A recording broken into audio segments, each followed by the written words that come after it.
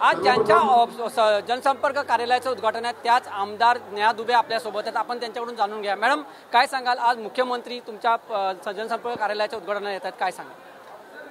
सन्माननीय मुख्यमंत्री श्री देवेंद्रजी फडणवीस यांनी महाराष्ट्राची विधानसभेची निवडणूक जेव्हा डिक्लेअर झाली तेव्हापासूनच माझ्यावरती जो विश्वास दाखवलेला आहे आणि त्यांच्या विश्वासामुळे आणि त्यांच्या खंबीर पाठबळामुळेच आज वसईमध्ये आम्ही इतिहास रचू शकलो। आणि आज मला खूप आनंद होतोय की एका जनप्रतिनिधीसाठी त्यांच्या कार्यालयाचं उद्घाटन, जनसंपर्क कार्यालयाचं उद्घाटन स्वतः मुख्यमंत्री येऊन करतात, यापेक्षा जास्त आनंदाची गोष्ट असू शकत नाही। आणि ही चांगली गोष्ट अशासाठी आहे की वसईमध्ये निवडणुकीनंतर पहिल्यांदाच मुख्यमंत्री येत आहेत, त्याच्यामुळे वसईच्या विकासासाठी आणखीन आपल्याला चालना मिळणार आहे। वसईचे जे प्रलंबित विषय आहेत ते मार्गी लागण्यासाठी मदत होणार आहे। तर त्यांचं इथे येणं, वसईत आणि माझ्या कार्यालयाचं उद्घाटन करणं हे समस्त वसईकरांसाठी एक चांगली घटना घडते आणि मी समस्त वसईकरांच्या वतीने त्यांचं वसई नगरीमध्ये स्वागत करते। मॅडम, या अनुषंगाने काय लोकांना आव्हान कराल? आज तुम्ही ऑफिसचं उद्घाटन केलंय, काय लोकांना आव्हान कराल इकडच्या जनतेला?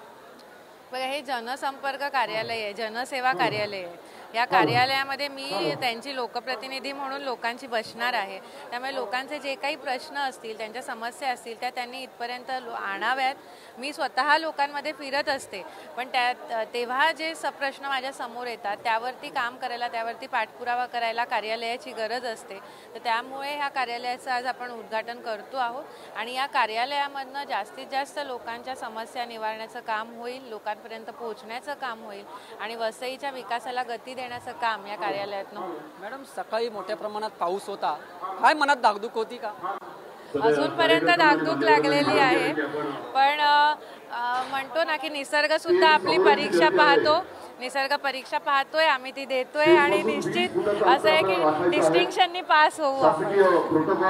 ह्या होत्या नेहा दुबे, त्यांनी स्पष्ट सांगितलं आज माझ्या ज्या कार्यालयाचं उद्घाटन आहे त्यामुळे लोकांच्या समस्या सोडवल्या जातील। व्हिडिओ जर्नलिस्ट हरीसह मी वैभव गाग, TV9 मराठी, विरार।